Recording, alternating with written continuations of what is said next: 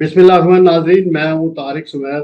Daily Mumtaz editor के साथ नेपाल के अंदर बड़े प्रोटेस्ट हुए हैं सोशल मीडिया पर पाबंदी आयद होने के बाद। वहाँ के सदर और प्राइम मिनिस्टर ने रिजाइन भी दिया है। हमारे साथ काठमांडू से बड़े सीनियर जर्नलिस्ट हैं, सबीन धमेला साहब। हम उनसे जानेंगे कि ये ऐसी सूरत हाल क्यों पैदा हुई। और मैं आपकी खैरियत भी जानना चाहूंगा कि आप खैरियत से हैं वहाँ, आपकी फैमिली ठीक है?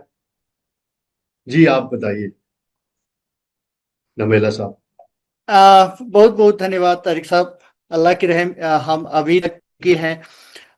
लेकिन मेरा काठमांडू ठीक नहीं है। मैं इस ओर से आपका प्रश्न का उत्तर दे रहा हूँ, क्योंकि कल और आज में जो अनहोनी हमने दिखाई दी, उसका चश्मदीद गवाह भी रहे, जो हमने कभी सोचे भी नहीं थे, सपने में भी नहीं सोचे थे।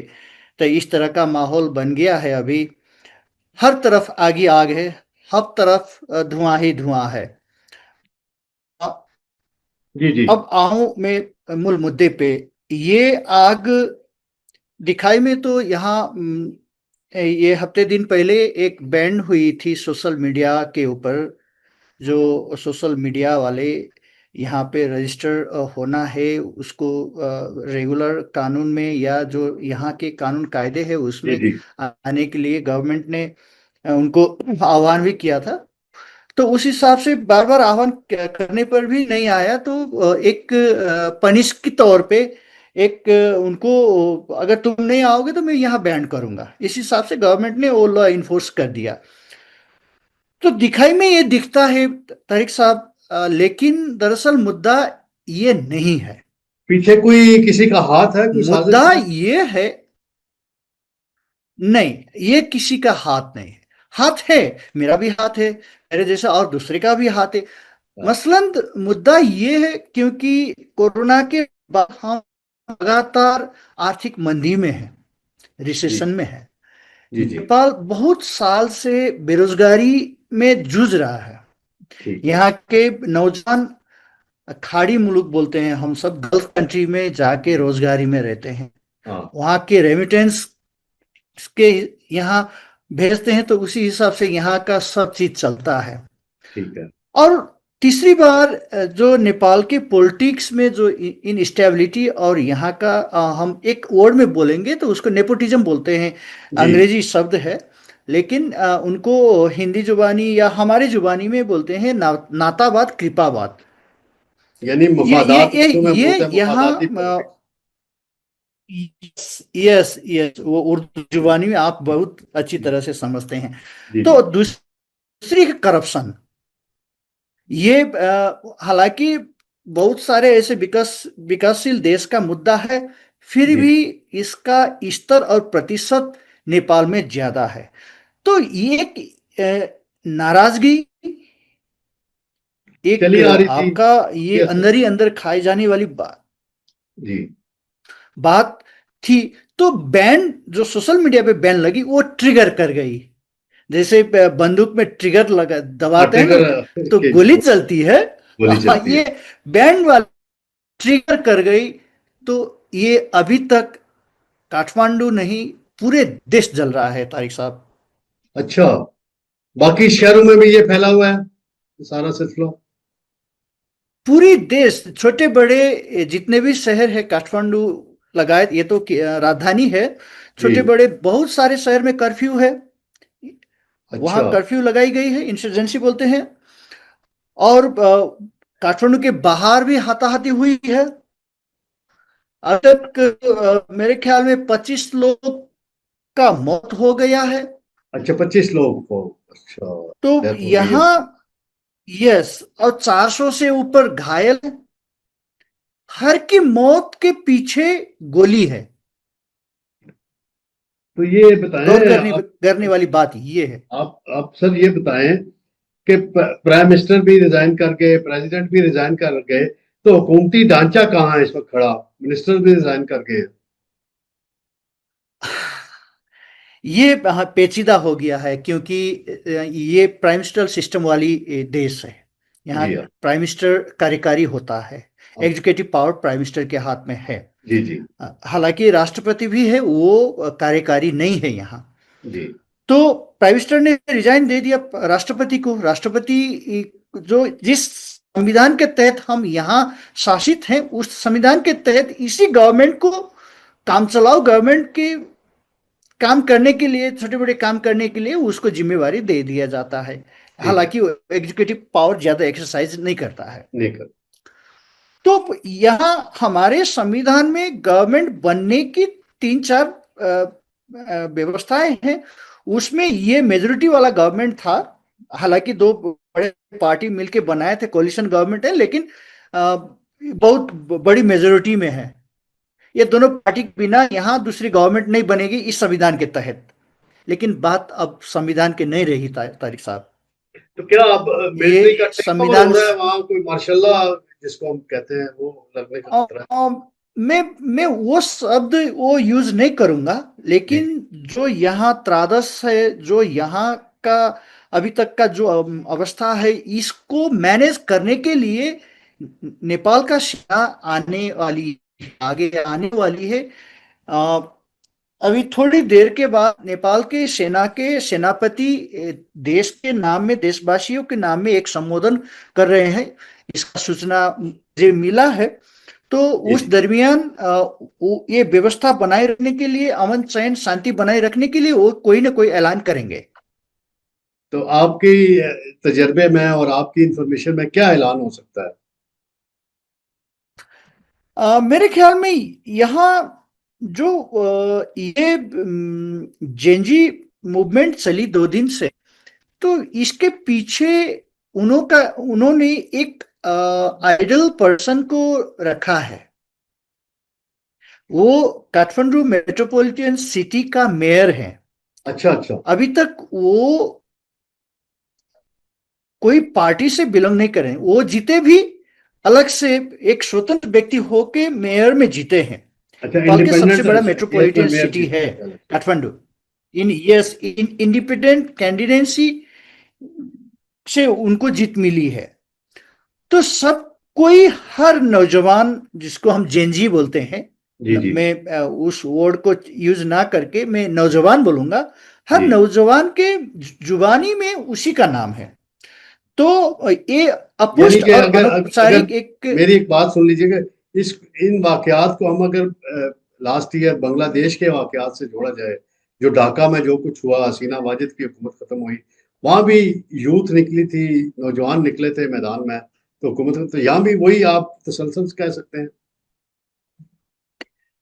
हाँ तारिक साहब, आपने बहुत खूब अच्छा एग्जाम्पल दिया। आवाम में ये है, क्योंकि जिस एक चेहरा अलग है बंगाली और नेपाली का, जी जी जुबानी अलग है, लेकिन जो पीड़ा, जो भ्रष्टाचार के खिलाफ, जो नेपोटिज्म के खिलाफ जो उनका मूवमेंट था, वो जियोग्राफी अलग है। लेकिन हर ट्रेंड और टेंडेंसी को देखेंगे तो हू वही बहू है। बांग्लादेश वाला अंदाज लग रहा कोई फर्क नहीं, कोई फर्क नहीं। है। तो यानी वहां भी डॉक्टर इसी यूनस आए, तहत में तो यहाँ का जो डॉक्टर यूनस है वो काठमांडू का मेयर है। अभी तक हम कह सकते हैं उन्हीं है, वही है। अच्छा अच्छा। तो अब जो वहाँ के अवाम की जो सिचुएशन है, कर्फ्यू में जो मुश्किलात दरपेश होती हैं अवाम को, खाने पीने की अशिया, मूवमेंट की मामलात होते हैं, उसके लिए कोई अरेंजमेंट्स क्या आपने देखे हैं, क्या नजर आए? ये एक तो पहले यहाँ अलग किस्म के दहशतगर्दी है, क्योंकि दिन में तो ये प्रोटेस्ट में है, अच्छा रात में वो कहाँ जाएंगे, क्या करेंगे, लूटपाट मचाएंगे या ये शांति भंग करेंगे, दखलंदाजी देंगे सिविलियन को, या जो लोकल पीपुल है, जो एक सीधा सादे पीपुल है, वहां पे जाके कुछ भी कर रहे हैं। मतलब ये काबू में नहीं है, पहली बात। ठीक दूसरी, है। ये काठमांडू शहर एक मान लीजिए बॉल जैसा है। इसका इर्द गिर्द माउंटेन पहाड़ है, जी तो बिल्कुल। बीच में वैली है। वैली वैली तो के अंदर है। यहाँ, यस, इतने सारे स्मोक जमा हुई है अगर वो 2 दिन तक यहाँ रहे तो जितने भी काठमांडू में रह रहे हैं बुजुर्ग, अस्थमा के पेशेंट, या कोई भी गर्भवती महिला, या कोई भी दीर्घ रोगी हो,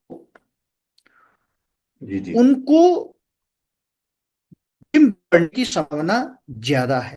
अभी तक तो हॉस्पिटल में जगह नहीं, उसके बाद वो इमरजेंसी और बढ़ेगी। दूसरी बात, तीसरी, हर तरफ कर्फ्यू है, फसल बंद है, दुकानें बंद है, राशन की दुकान बंद है, पानी की दुकान बंद है, हर तरफ बंद है, तो खरीदने जाए तो भी नहीं मिलेगा।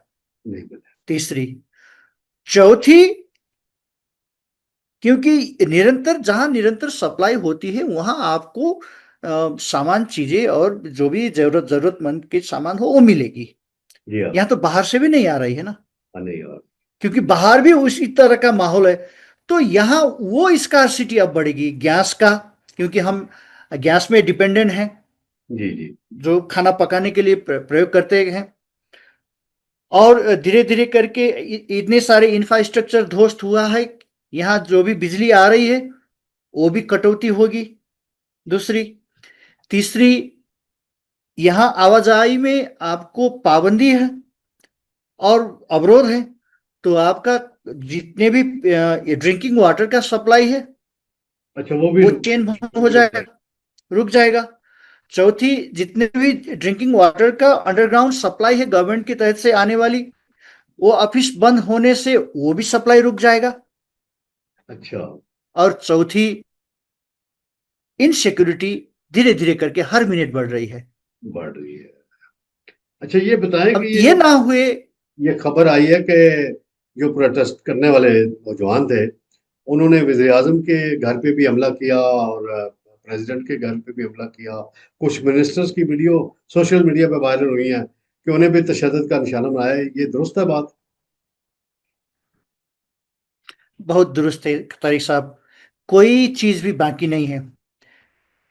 हम अपने एक संविधान के हिसाब से, एक कायदे के हिसाब से देखेंगे, जो नेपाल का बिगेस्ट एडमिनिस्ट्रेटिव जो एरिया है, जिसको हम सिंह दरबार बोलते हैं, जी जी। वो ध्वस्त हो गया है। क्योंकि अच्छा। यहाँ करीबन करीबन 100 से ज्यादा मंत्रालय, विभाग और बड़े बड़े मकान थे। बहुत 100 साल पुराना मकान सब थे। वो अभी स- अभी वो भूकंप के बाद अभी अभी उसको रेट्रोफिट करके हम उस आकार प्रकार में लाए थे। वो ध्वस्त हो गया, नंबर एक। अच्छा। राष्ट्रपति का औपचारिक निवास और कार्यालय वो ध्वस्त हो गया, दो। ठीक है। प्रधानमंत्री का सरकारी आवास और उसका निजी आवास ध्वस्त हो गया, तीन। हम्म। पांच, एक्स प्राइम मिनिस्टर का निजी आवास ध्वस्त हो गया। यानी पांच हर जो एक्स बड़े प्राइम पार्टी मिनिस्टर के थे पार्टी उनके घरों ऑफिस, को भी तबाह कर दिया गया। उनको, हाँ, निजी आवास का भी अच्छा। ध्वस्त हो गया। उनमें से एक एक्स प्राइम मिनिस्टर के बीवी को जिंदा जला दिया, उनका डेथ हो गया। ये इनका नाम क्या है जी, जो एक्स प्राइम मिनिस्टर है उनकी बीवी को जिंदा जलाया? इनका नाम है झलनाथ, JHALANATH, जलना। झलनाथ खनाल। अनाल। झलनाथ खनाल, ठीक है। यस। उसको उनका जिंदा जला दिया गया। जिंदा जला दिया गया, उसका मौत हो गया बर्न हॉस्पिटल में। और दूसरे जो सीनियर लीडर, नेपाली कांग्रेस के सीनियर लीडर, अभी के जो प्रेसिडेंट भी है, एक्स प्राइम मिनिस्टर भी है, शेरबहादुर देउवा, दोनों दंपति को, कपल को, उनको हाथापाई हुई है बहुत गंभीर रूप से। तो हम भी अल्लाह से दुआ रखेंगे कि उनको अब कुछ ना हो, क्योंकि उम्र इतनी हो गई है कि छोटी से छोटी जोखिम में डाल सकती है। अच्छा। ये अनसुनी और अफवाहें तो बहुत सारे आ रही है, लेकिन अपुष्ट है, उनकी जान जोखिम में है, जो ex prime minister Sher Bahadur Deuba और नेपाली कांग्रेस के प्रेसिडेंट हैं अभी। और ये कोलिशन गवर्नमेंट के प्रमुख हिस्सेदार है, बड़े पार्टी के प्रेसिडेंट भी है वो। क्यों? और सब बड़े पार्टी का पार्टी ऑफिस को जला दिया गया। और जितने भी ये शहर के जितने भी कोने में पुलिस स्टेशन थे, है तो नहीं बोलूंगा, पुलिस स्टेशन थे, वो भी अच्छा वो भी जल जल गए। चुका है। अब बाकी यस, बाकी पुलिस हेडक्वार्टर बाकी है, प्रहरी का मुख्यालय, आर्मी का मुख्यालय, और यहाँ एक आउटपोस्ट है, वो सेमी आर्मी है, जी जिसको जी सशस्त्र बल कहते हैं हम हमारे जुबानी में, तो वो बाकी है। तो अभी अभी आपसे बात करते हुए एक आया मुझे, तो जो यहाँ के CIA जो करप्शन को के ऊपर काम है, इंडिपेंडेंट कॉन्स्टिट्यूशनल बॉडी है, उसके मुख्यालय में भी आगजनी हुई है। यानी वो और उसके इतने उसके बहुत सारे हेड ऑफिस को भी कॉर्पोरेट आग बिल्डिंग लगा है दी। उसमें। यस, उस उसको हम अख्तियार दुरुपयोग अनुसंधान आयोग बोलते हैं, CIA है वो, एंटी करप्शन ब्यूरो, जिसको साधारण भाषा में बोलेंगे तो एंटी करप्शन ब्यूरो का ये हेड एंटी ऑफिस है करप्शन वो। का। अच्छा ये बताइए, ये जो हाँ, नौजवान हैं, तो इनको लीड कौन कर रहा है, इनका जी, लीडर कौन है, जिसके लबैक करके अगर जिसके लीड कहने पे होता तो अभी तक वार्ता, नहीं, कोई लीडर होता तो अभी तक बातचीत हो गई होती। इसको हम क्या बोले इसका, मुझे जहन में वर्ड नहीं आ रही है जिसको, कोई लीडरशिप में है ही ये नहीं, इसको हम लेकिन मूवमेंट उर्दू चल में रही कह है। सकते हैं, ये लीडरलेस प्रोटेस्टेंट जो कर रहे हैं, लीडरलेस हैं और अपने जज्बात का इजहार कर रहे हैं। हाँ, एक कमन बात आपने सही बोली, आपने जज्बात का इजहार कर रहे हैं, लेकिन किस तरह से? और ये वायलेंस बढ़ा है। यस, क्योंकि हाँ, एक बात मैंने पहले आपके प्रश्न में एक बात कहे थे कि जी जो सोशल मीडिया बैन होने पर इसको ट्रिगर कर गया, इसका पीछे का एक जेन्युइन कारण है, उसका एक कॉज है वो। जी। हर आवाम को अभिव्यक्त होने के लिए कुछ न कुछ जरिए चाहिए। अच्छा। मैं कहाँ जाके अभिव्यक्त हूं, एक्सप्रेस कहाँ जाके हूं, काम। वो तो चाहिए, जगह तो चाहिए, क्योंकि मेरे अब अंदर खबर इतने आई है कि सारे। ये सोशल मीडिया से पाबंदी जो है लगाई गई थी, वो खत्म, अब हटा दी गई है।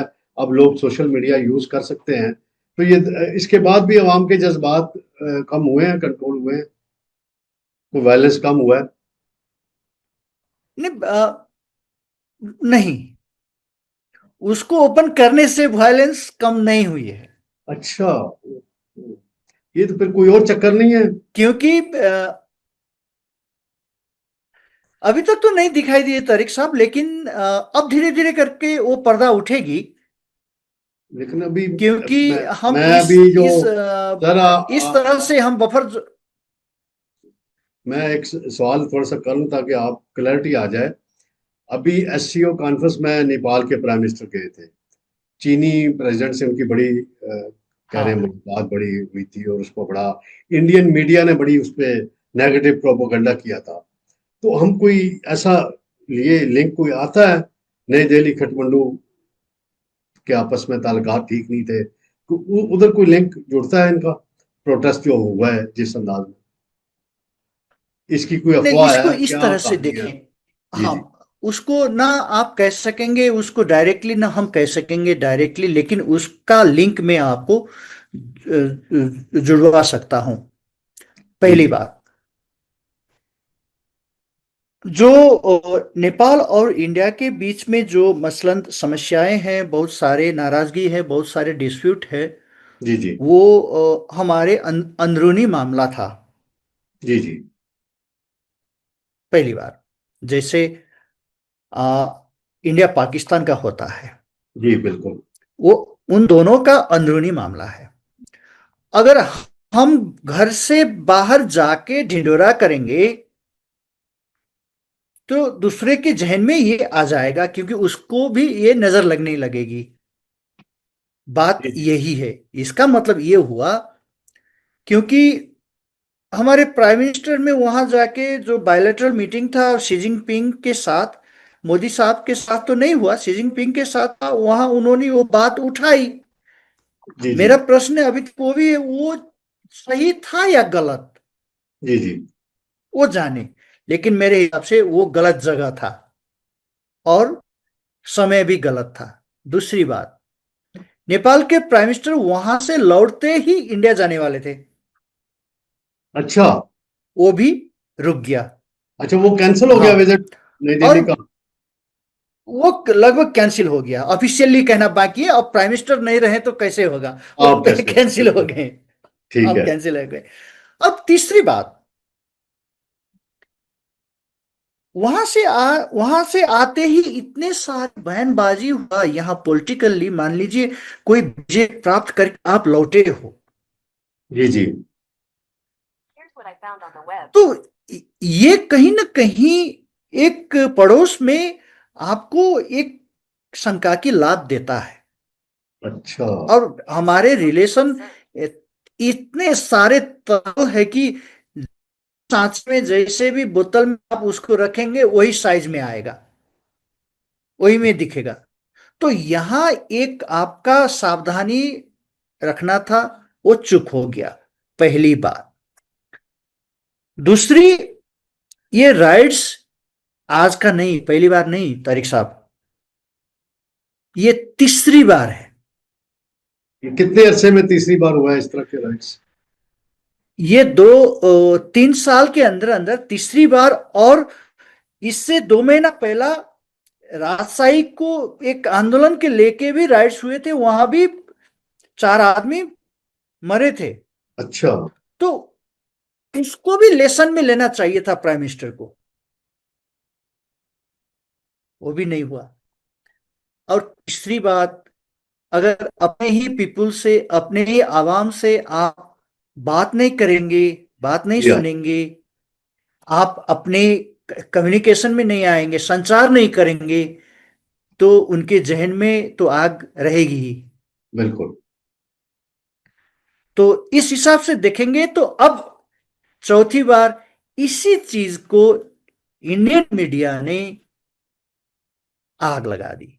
अच्छा, क्योंकि इंडियन मीडिया हम देखते हैं की यहां आग से, बड़ा किरदार अदा किया इस सोशल मीडिया की आग के नहीं जरिए। नहीं, इसमें हम तो खुल्लम खुला करेंगे, क्योंकि एक किरदार था, क्योंकि हम तो यहां दिखते हैं ना, ज्यादातर जी लोग तो यहां हैं।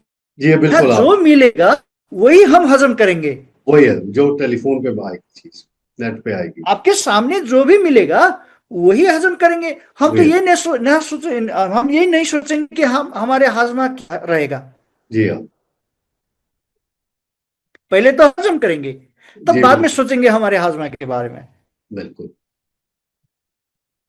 बाद में तो जाके तसलीफ में दुख देगा या दिल में दुख देगा। जी हाँ बिल्कुल।